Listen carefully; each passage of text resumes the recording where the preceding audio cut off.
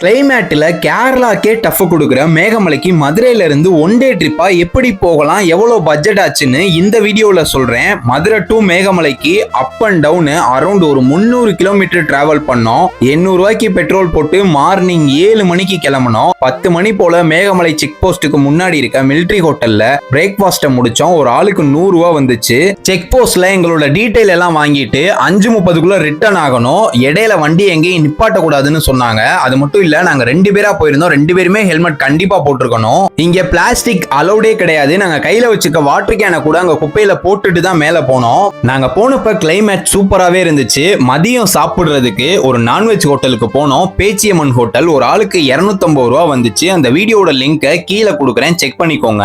எங்கேயுமே mobile signal அவ்வளவா கிடைக்கல. அதுவும் ஏர்டெல் சுத்தமா கிடைக்கல. யூபிஐ வாய்ப்பே இல்ல. சோ கேஷா கொண்டு போயிருங்க. லஞ்ச முடிச்சிட்டு மகாராஜா மெட்டுக்கு போனோம். இங்க ஒரு ஆளுக்கு 30 ரூபா டிக்கெட் சார்ஜ் பண்ணாங்க. ஃபுல் மிஸ்டோட இந்த பிளேஸ பாக்குறதுக்கே ஹெவன் மாதிரி இருந்துச்சு. ஓவராலா ஒரு ஆளுக்கு 1180 ரூபா வந்துச்சு. அப்ராக்சிமேட்டிவ் அவங்க கையில ஒரு 1500 ரூபா இருந்துச்சுன்னா இந்த ட்ரிப்பை பக்காவா முடிச்சிடலாம். பைக்ல நீங்க 2 பேரா போறீங்கன்னா பெட்ரோலை ஸ்பிளிட் பண்ணிக்கிட்டீங்கன்னா உங்களோட பட்ஜெட் இன்னுமுமே குறையும்.